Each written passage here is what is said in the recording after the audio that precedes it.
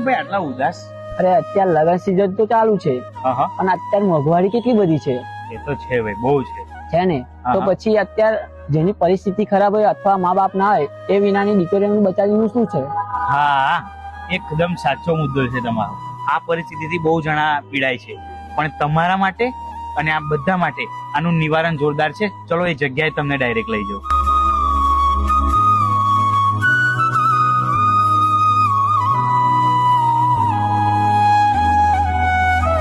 ભાઈ, આ છે સ્પર્શ ફાઉન્ડેશન, જે સ્પર્શ ફાઉન્ડેશન ટીમ માત્ર 1 રૂપિયામાં સમૂહ લગ્ન કરાવે છે.